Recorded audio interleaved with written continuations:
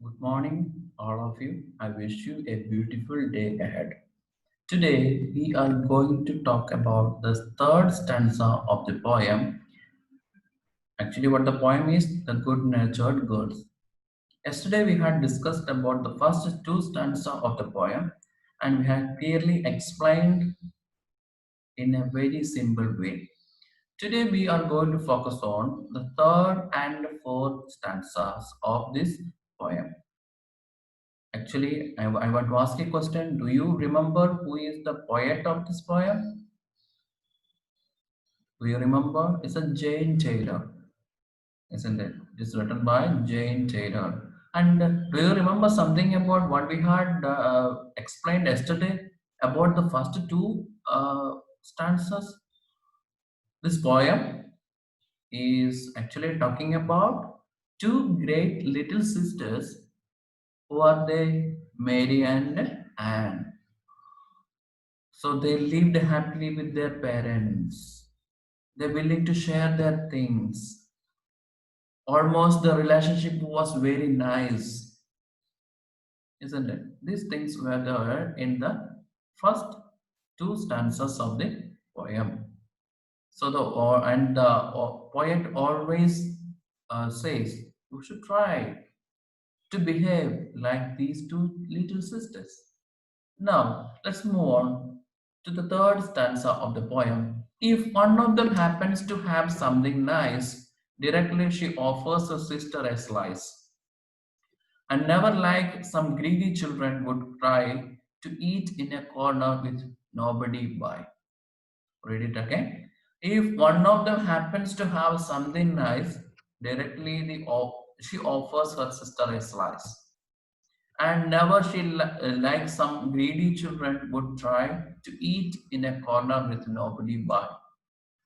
We used to see these kind of actions, isn't it?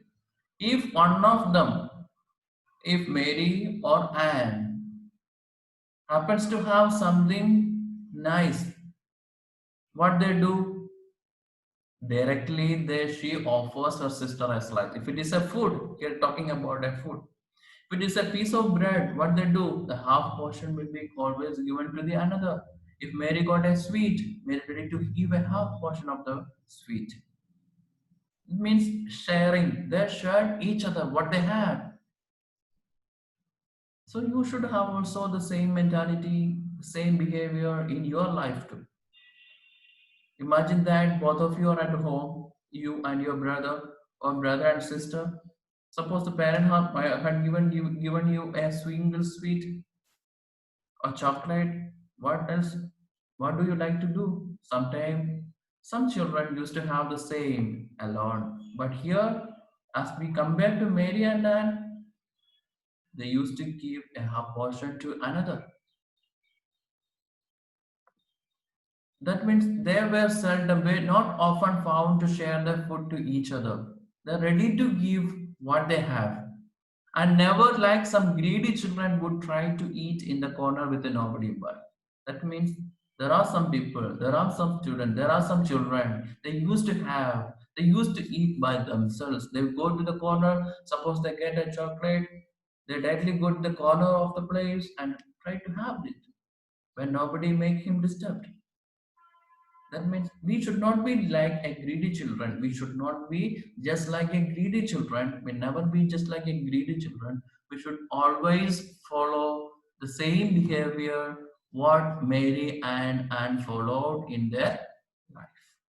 We must follow the same behavior what Mary and Anne, the great little sisters, followed in their life. We must also follow the same behavior in our life. We should not be just like a greedy children. Now, let's move on to the fourth stanza. When Papa or Mama has a job to be done, these good little children immediately run. Immediately means suddenly they run. No dispute whether this or the other should go. They would be ashamed to behave themselves so. Let us read it again.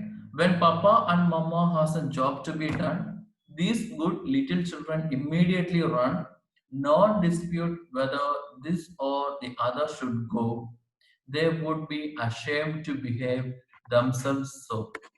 What do you mean by what is in the fourth stanza of the poem? When their parents had a job to be done, okay, when their parents had a job to be done, these good little children immediately run to them for helping them.